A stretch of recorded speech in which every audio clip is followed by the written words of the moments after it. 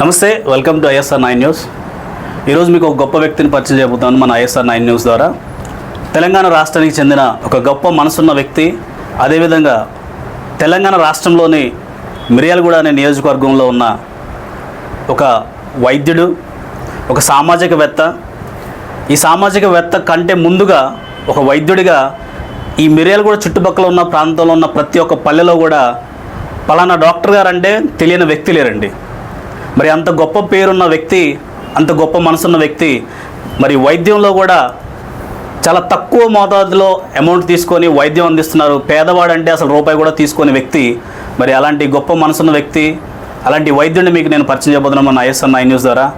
మరి దానికంటే ఇంకా ప్రాముఖ్యమైన ఒక మాట చెప్పాలంటే, జనయత్రి ఫౌండేషన్ అని స్థాపించి ఆ జనయత్రి ఫౌండేషన్ ద్వారా ఎన్నో గొప్ప సేవా కార్యక్రమాలు చేస్తూ తెలుగు 2 రాష్ట్రాల్లో, ఆంధ్రప్రదేశ్ అండ్ తెలంగాణ రాష్ట్రంలోని 2 ప్రాంతాల్లో కూడా విస్తృతంగా వారి సేవా కార్యక్రమాలు చేస్తున్నారు.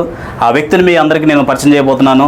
ఆ వ్యక్తి మన ముందున్నారు. ఆ వ్యక్తి మరి ఎవరో కాదు, డాక్టర్ మునీర్ అహ్మద్ షరీఫ్ గారు ఉన్నారు.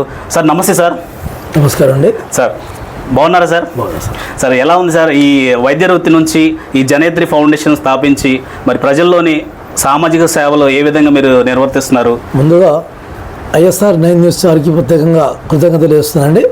మీరు మా గురించి తెలుసుకుని ఇక్కడ దాకా వచ్చి మమ్మల్ని ఇంటర్వ్యూ చేసేందుకు మీకు ప్రత్యేకంగా మీకు మీ ఛానల్ వారికి అభినందన తెలియజేస్తాను. Thank you sir. సార్ ఎలా ఉంది సార్ ఈ మిర్యాలగూడ ప్రాంతంలోని మీరు వైద్యునిగా ఎన్ని సంవత్సరాల నుంచి మీరు స్టార్ట్ చేశారు? ఏ విధంగా ఉంది సార్? నేను దాదాపుగా 1996 సుమారు 30 సంవత్సరాల నుంచి ఇదే ఫీల్డ్ నేను ఒక సక్సెస్గా ఈరోజు మిర్యాల పట్టణ మరియు పరిసర ప్రాంతాలు కాకుండా నల్గొండ జిల్లాలో కాకుండా ఉభయ రాష్ట్రాల్లో కూడా ఈరోజు ఒక మంచి పేరు ఈరోజు ఈ వైద్యం ద్వారానే నేను పేరు సంపాదించాను సార్. సార్ సార్ కరోనా టైంలో కూడా మీరు బాగా చాలామందికి ఉచిత వైద్య సేవలు చేశారన్న విన్నాము. అండ్ దాంతోపాటు నిత్యావసర సరుకులు కూడా మీరు పంపిణీలు చేశారని చెప్పేసి కూడా విన్నాము. వాస్తవం సార్. సార్ కరోనా టైంలో చాలా మంది ఇంటికి నుంచి బయటకు వెళ్ళడానికి చాలా మంది భయపడారు. ఆ రోజుల్లో మేము హాస్పిటల్స్కి వెళ్ళని పరిస్థితిలో కూడా మేము ఇంటికి వెళ్ళి మా వంతుగా వారికి కొంతమందికి మెడిసిన్స్, కొంతమంది నిత్యావసర వస్తువులు, కొంతమందికి వైద్యపరంగా మా వంతు సహాయ సహకారం అందించడమే కాకుండా వారికి మొబైల్ ట్రీట్మెంట్ ద్వారా కూడా వారికి మేము మా వంతుగా సహాయ సహకారం అందించడం జరిగింది.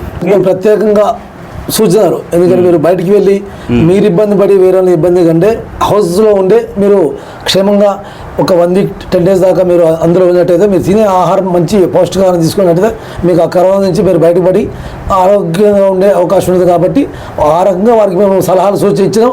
మేము ఇచ్చిన సలహాల ద్వారా చాలామంది ఆ రోజులో సాటిస్ఫై అయ్యి తర్వాత మమ్మల్ని వచ్చి అప్రోచ్ అయ్యి చాలామంది వారు సంతోషంగా వారి ఆనందాన్ని తెలియజరిగింది. Okay sir. సరే, మీరు ఇప్పుడు ఈ సేవా కార్యక్రమాల విషయంలోనే మీరు డాక్టరేట్లు కూడా జాతీయ అంతర్జాతీయ లెవెల్లో మీరు డాక్టరేట్లు తీసుకున్నారు. సో దీనికి ఈ విషయం ఏ విధంగా మీరు సక్సెస్ అయ్యారు సార్? వాస్తవం నేను ఏ పని చేశాను వాళ్ళ డాక్టరేట్ కోసం అవార్డు కోసం చేయండి. నేను గతంలో ఎప్పుడైతే నేను ఈ వైద్యం స్టార్ట్ చేశానో అప్పటి నుంచి నా కాన్సెప్ట్ ఏదైతే సామాన్యునికి అందుబాటులో వైద్యం అనే కాన్సెప్ట్ నేను డబ్బులున్నా లేకున్నా నా హాస్పిటల్ బయట బోర్డు పైనే అనాథలకు, వికలాంగులకు ఎలాంటి కన్సల్టేషన్ ఫీజు లేదు, బీసీ, ఎస్సీ, ఎస్టీ, మైనార్టీ పిల్లలకి ఎలాంటి కన్సల్టేషన్ ఫీజు లేదనే కాన్సెప్ట్ నేను ఇక్కడ నా వంతుగా ప్రాథమిక వైద్య చికిత్స అందిస్తూ నా వంతుగా నా దగ్గర కానటువంటి వారిని నా గురువర్గీయ ఐఎంఏ డాక్టర్స్, ఎంబీబీఎస్ డాక్టర్ దగ్గరికి పంపిస్తూ అలా కూడా వారు బేర్ చేయని పరిస్థితిలో పిహెచ్సి సెంటర్స్ మరియు ప్రభుత్వ ఏరియా హాస్పిటల్ పంపించి వారికి నాకు తెలిసిన వైద్యం ద్వారా కాకుండా వారు తక్కువ ఖర్చుతో వారికి వైద్యం నయం చేసే బాధ్యత నేను తీసుకొని దగ్గరుండి వారికి వైద్య సేవలు అందించి నా వద్దుగా వారికి సహాయ సహకారం జరిగింది. అంటే పేదవారికి మీరు సహాయం చేయాలన్న విషయంలోనే ఇలాంటి ఆలోచన ఏ విధంగా మీకు క్రియేట్ అయింది సార్? అంటే తల్లిదండ్రుల ద్వారా వచ్చిందా, లేదంటే మీకు ఎవరైనా ఇన్స్పిరేషన్ ఉన్నారా సార్? లేదండి, మీరు మంచి క్వశ్చన్. నేను ఫస్ట్ నుంచి కూడా నాకు బుక్ రీడింగ్ మంచి అలవాటు. మదర్ తెరిసా, భగత్ సింగ్, స్వామి వివేకానంద, అబుల్ కలాం ఆజాద్, చాలామంది మహనీయుల చరిత్రను తెలుసుకొని వాళ్ళు చేసిన దానిలో కనీసం 1% మనం చేయలేమా అని ఒక గొప్ప ఆలోచనతో నేను ఈరోజు మదర్ తెరిసా గారి స్ఫూర్తితో వారు చేసేటువంటి 100%లో నేను 1% చేయాలనే ఒక ఆలోచనతో ఈరోజు నా వైద్యాన్ని ప్రారంభిస్తూ నా దగ్గర వచ్చేటువంటి పేషెంట్లకి ఎంతోమందికి డబ్బులున్నా లేకున్నా వారు ఇచ్చినా ఇవ్వకున్నా నేను వైద్యం చేసుకుంటూ ఈరోజు నా జీవనోపాధిని కొనసాగిస్తాను. Great sir. ఎందుకంటే మహనీయుల్ని ముందు పెట్టుకొని వారి జీవిత చరిత్రలు తెలుసుకొని వారు చేసిన సేవలోనికి మీరు కూడా వెళ్ళి ఎందుకంటే ప్రాథమికంగా చూసుకున్నట్లయితే వైద్యం అనేది చాలా ఇంపార్టెంట్ సార్ ప్రజలకి. వాళ్ళకి నిత్యావసర సరుకుల్లో ఎలా అయితే కావాలో అదే విధంగా ప్రాథమిక వైద్యం కూడా చాలామందికి కావాలి. మరి ఇలాంటి గొప్ప కార్యక్రమాలు చేస్తూ మరి మీరు ఇట్లా జనయత్రి ఫౌండేషన్ ఒకటి స్థాపించారు కదా సార్, అవునండి. అది ఎన్ని ఇయర్స్ అవుతుంది సార్, ఏ విధంగా ముందుకు కొనసాగుతుంది? నేను నా సేవలు స్టార్టింగ్ చేసి దాదాపు 30 సంవత్సరాలు. జనయత్రి ఫౌండేషన్ స్థాపించి జస్ట్ ఒక 4 ఇయర్స్ అండి, 4 సంవత్సరాలు స్టార్ట్ చేశాను.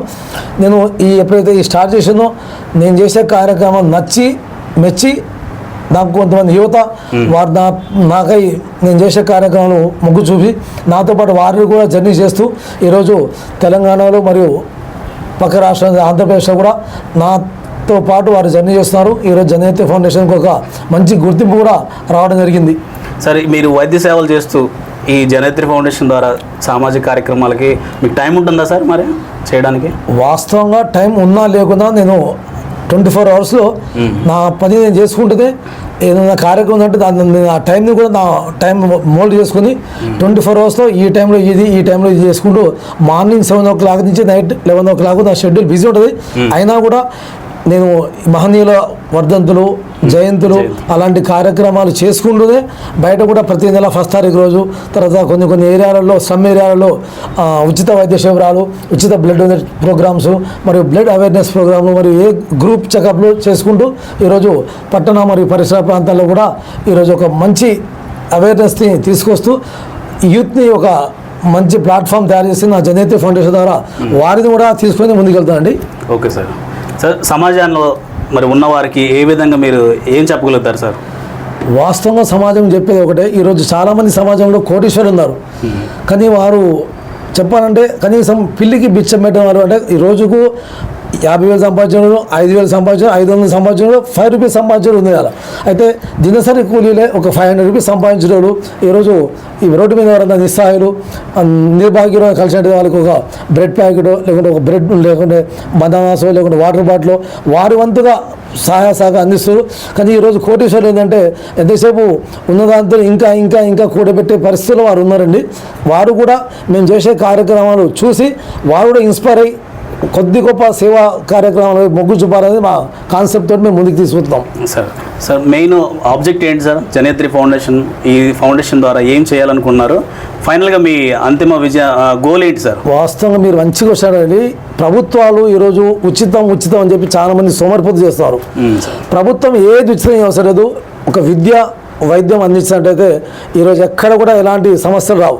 ఎందుకంటే ఈరోజు విద్య దొరకగా వారికి కనీసం బ్యాక్ పుష్ లేకుండా చదువుకు వెనుకబడి చదివించే పరిస్థితి లేని చాలా కుటుంబాలు చాలామంది యూత్ ఈరోజు చదువు మానేసి బయట షాపులలో తర్వాత కొన్ని కారాగారాల్లో తర్వాత కొన్ని ప్రైవేట్ అది ఎందుకంటే వారికి పుషింగ్ ఇచ్చినట్టయితే వారు ఒక మంచి ఉన్నత స్థితికి చేరుకుని వారికి కూడా ఒక మంచి హోదాలో సమాజంలో గుర్తింపు వచ్చే ప్రయత్నం చేస్తారు. అంటే ఇప్పుడు మీ జనయత్రి ఫౌండేషన్ ద్వారా విద్య వైద్యం ఇవి రెండు వెళ్తుంటాయి సార్? అవునండి. మేము ఎక్కడైతే చాలామంది నిరుపేదల పిల్లలు ఉన్నారో ప్రతి సంవత్సరం ఎస్ఎస్సి పిల్లలకు పరీక్ష ప్యాడ్లు, పెన్స్, తర్వాత ఈ ఎగ్జామ్ మెటీరియల్, తర్వాత ఆ టైంలో వారికి కావాల్సినటువంటి స్టేషనరీ చాలా మందికి అందజేసాం. ఈరోజు మిర్యాలగూడ పట్టణ పరిసర ప్రాంతాలు కాకుండా మా ఫౌండేషన్ ఎక్కడెక్కడ కార్యక్రమం నిర్వహిస్తాం అక్కడ అందరూ కూడా ఇదే కాన్సెప్ట్ ముందుకు తీసుకెళ్ళి 2 రాష్ట్రాల్లో కూడా గత సంవత్సరం అయిపోయింది, అంతకన్నా ముందు సంవత్సరం చాలామంది నిరుపేదలకు మా ఫౌండేషన్ ద్వారా పరీక్ష సామాగ్రి కాకుండా పెన్నులు, పుస్తకాలు చాలా మందికి మేము అందజేయడం జరిగింది. సరే, ఇది స్వచ్ఛందంగా మీరు చేస్తున్నారా లేదంటే ఎవరైనా ఫండ్స్ ఇస్తే మీరు చేస్తున్నారా? లేదండి, మా దాంట్లో ఎలాంటి ఫండింగ్ అయితే లేదు ఇప్పటిదాకైతే. మేమే మా దాంట్లో పిల్లలు ఎవరైతే యూత్ ఉన్నారో వారు ఒక డిస్ట్రిక్ట్ వైజ్గా ఒక 20 members, 30 members, 50 members ఒక టీం తయారై వాళ్ళకి సంబంధించినటువంటి యానివర్సరీ కానివ్వండి, బర్త్డేస్ కానివ్వండి, మ్యారేజ్ యానివర్సరీ కానివ్వండి ఉన్నట్లయితే ఆ రోజు ఏదో మన అనాథాశ్రమాల్లో, వృద్ధాశ్రమాల్లో వారి పిల్లల బర్త్డేలు, వాళ్ళ బర్త్డే సందర్భంగా ఒక పూట అన్నదాన కార్యక్రమాలు, వారికి బట్టలు, వారికి బెడ్షీట్లు, చాలా రకాల ఇలాంటి సేవా కార్యక్రమాలు చేసుకుంటూ ఈరోజు ఒక స్థాయిలో ఒక జనయత్రి ఫౌండేషన్ని ఈరోజు అంతర్జాతీయ స్థాయికి తీసుకెళ్ళడం జరిగింది. Okay sir. సార్ మంచిది సార్. మరి మీలాంటి వారు రేపొద్దున భవిష్యత్తులోని ఒక రాజకీయ పార్టీ వచ్చి రాజకీయంలోకి మీరు వస్తారా అని మిమ్మల్ని అడిగితే మీరేం సమాధానం చెప్తారు సార్? మా కాన్సెప్ట్ ఏంటంటే కుల మతాలకు అతీతంగా పార్టీలకు అతీతంగా ఉభయ రాష్ట్రాల్లో మా జనయిత్రి ఫౌండేషన్ ముందుకు దిగుతాం. జనంతోనే జనయిత్రి, జనం కోసం జనయిత్రి అనే ఒక కాన్సెప్ట్తో ముందుకెళ్తాం. మేము ఏ రాజకీయ పార్టీకి వ్యతిరేకం కాదు. మా దాంట్లో యువకులు యువకులు అన్ని పార్టీలు ఉన్నారు. కానీ మేము ఏదైనా ప్రోగ్రామ్ చేస్తూ అన్ని పార్టీలు పక్కబెట్టి ఒకే ఎజెండాతో ముందుకు వెళ్తూ మేము ఏ పార్టీకి వ్యతిరేకం కాదు, ఏ పార్టీకి మేము సపోర్ట్ చేయము. అన్ని పార్టీలు కూడా మాకు సమానమే. అన్ని పార్టీలు మేము సపోర్ట్ చేస్తాం. అన్ని పార్టీలు మేము ఎవరిని కూడా మేము కించపరిచే ఉండదు. ఏ పార్టీని మేము వ్యతిరేకించాం. మిమ్మల్ని ఎమ్మెల్యే అభ్యర్థిగా మా పార్టీ నుంచి తీసుకుంటున్నాం అని చెప్పేసి ఏ పార్టీ అని వస్తే మీరు వెళ్ళడానికి ఏమైనా అవకాశం ఉందా, లేదంటే జనయిత్రి ఫౌండేషన్ని కంటిన్యూ చేస్తూ ఉంటారా? లేదండి, ఏ పార్టీకి అయితే మేము ఇప్పటికైతే ఆలోచన లేదు. రాబోయే రోజుల్లో రాకపోవచ్చు. మా కాన్సెప్ట్ ఒకటే, పార్టీలకు అతీతంగా కుల మతాలకు అతీతంగా ఈరోజు మా జనయిత్రి ఫౌండేషన్ని ప్రజెంట్ అయితే ఉభయ రాష్ట్రాల్లో ఆల్రెడీ నడుస్తున్నాయి. ఇండియా లెవెల్లో ప్రపంచ స్థాయిలో కూడా మా ఫౌండేషన్ని తీసుకెళ్లే ప్రయత్నంలో భాగంగా మా కార్యక్రమాలు కొనసాగిస్తున్నాం. చాలామంది ఎన్జిఓలు సార్ ఇట్లనే కార్యక్రమాలు, సామాజిక కార్యక్రమాలు చేస్తున్నాం అని చెప్పేసి సంస్థలు పెట్టి వారికి ఒక మంచి నేమ్ వచ్చిన తర్వాత ప్రజల్లోనే వాళ్ళు వేరే పార్టీలోకి వెళ్ళిపోయి మేము ఎమ్మెల్యే అవుతాం, ఎంపీలు అవుతాం అని చెప్పేసి ఎన్నో సందర్భాలు చూసాం, ఎగ్జాంపుల్స్. అలాంటిది మీ దాంట్లో మీ సంస్థలు ఏమైనా జరగడానికి ఛాన్సెస్ ఉంటాయి? ఛాన్సెస్ లేవండి, అలాంటి ఆలోచన లేవండి. ఓకే, మొత్తానికి సమాజానికి, ప్రజలకి, బడుగు బలహీన వర్గాలకి సేవ చేయాలనే మీ కాన్సెప్ట్ చివరి వరకు వెళ్తుందంటారు? అవునండి, ఖచ్చితంగా. మా ఫౌండేషన్ ఏదైతే మేము ఎప్పుడైతే ఎస్టాబ్లిష్ చేసామో అప్పటి నుంచి కూడా మా ఏదైతే కాన్సెప్ట్, అదే కాన్సెప్ట్తో మేము ముందుకెళ్తాం. ఆ కాన్సెప్ట్ నచ్చే మాతో జర్నీ చేస్తారు చాలామంది యువత. ఓకే, మీ దాంట్లో సభ్యులుగా జాయిన్ అయ్యి మరి మెంబర్షిప్ తీసుకోవడానికి తెలుగు రాష్ట్రాల ప్రజలు రెడీగా ఉంటే మిమ్మల్ని కన్సల్ట్ అవ్వచ్చు అంటారా? ఖచ్చితంగా అండి, మా కాన్సెప్ట్ అదే. తెలుగు రాష్ట్రాల్లో ప్రతి జిల్లాలో కూడా జనయిత్రి ఫౌండేషన్ని స్థాపించి అన్ని జిల్లాల్లో ఈ జనయిత్రి ఫౌండేషన్ ద్వారా సేవా కార్యక్రమాలు కొనసాగిస్తూ జనయిత్రి ఫౌండేషన్ రాబోయే రోజుల్లో ప్రెసిడెంట్ ఆఫ్ ఇండియా చేతుల మీదుగా ప్రశంసా పత్రాన్ని అందుకునే భాగంలో మేము మా ప్రయత్నం కొనసాగిస్తాము. ఖచ్చితంగా రాబోయే రోజుల్లో మా ప్రయత్నం ఖచ్చితంగా సఫలమవుతుంది. మేము ప్రెసిడెంట్ ఆఫ్ ఇండియా దగ్గరికి మేము వెళ్ళే అవకాశాలు ఉన్నాయి. ఖచ్చితంగా వారి చేతుల మీద మేము ప్రశంసా పత్రం మరియు అవార్డు స్వీకరించే భాగంలో మేము ముందుకెళ్తాం. ఓకే సార్, మీరు ఒక సామాజికవేత్తగా సమాజానికి సేవ చేస్తున్నారు కదా, మీరు సమాజం నుంచి ఏం ఆశిస్తున్నారు సార్? నా కాన్సెప్ట్ ఏంటంటే సమాజం మనకేం చేస్తుంది కాకుండా సమాజానికి మనం ఏం చేస్తున్నాం అనే కాన్సెప్ట్తో ప్రతి ఒక్కరు కూడా ఆలోచించి ఎంతో కొంత సమాజ తోడ్పడాలని చెప్పి నేను మెసేజ్ ఇస్తూ, దేవుడు మనకు మానవ జన్మ ఇచ్చాడు. ఆ మానవ జన్మ ఇచ్చినందుకు 10 మందికి పనిచేసే అవకాశం, ఆలోచన మనకి ఇచ్చాడు. అదే భాగంగా మనం ఇంకెంతకాలం బతుకుతామో తెలియదు. బ్రతికినంతకాలం సంతోషంగా బతకాలి. రేపటికి రూపులేని జీవితాలు ఈరోజు మనం చూస్తున్నాం. ఈరోజు మనకు ఉన్న వ్యక్తి రేపు మనం ముందర ఉండలేకపోతే కనుమరుగైపోతారు. కాబట్టి మనం మనతో పాటు ఇంకొక నలుగురిని కలుపుకొని సమాజానికి ఎంతో కొంత మంచిని పెంచుతూ మనవంతుగా సమాజానికి తోడ్పడుకుంటూ సమాజంలో మంచి పేరు, మంచి ప్రతిష్టలు కొనసాగే ప్రయత్నం చేయాలని చెప్పి యూత్కి నేను నా వంతుగా వారికి తెలియజేస్తాను. Thank you so much, good luck sir. మీరు కంపల్సరీ ప్రెసిడెంట్ ఆఫ్ ఇండియా నుంచి అవార్డు తీసుకోవాలని నేను మనస్ఫూర్తిగా మా ISR 9 న్యూస్ మేనేజ్మెంట్ ద్వారా మేము తెలియజేస్తున్నాము. అండ్ చూశారు కదండి, మరి తెలుగు రాష్ట్రంలో ఉన్న ఒక గొప్ప మనసున్న వ్యక్తి, మరి ఎన్నో అవార్డ్స్, రివార్డులు తీసుకున్న వ్యక్తి, జాతీయ అంతర్జాతీయ స్థాయిలోని కూడా అవార్డులు తీసుకున్నారు.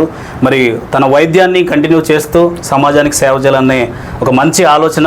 మరి మనకంటే ముందుగా ఎంతోమంది యోధులను చూసి వారి జీవిత పాఠాలను చూసి నేర్చుకొని ఈ కార్యక్రమాలు చేస్తున్నామని చెప్పేసి మన డాక్టర్ మునీర్ గారి ద్వారా తెలుసుకున్నాము.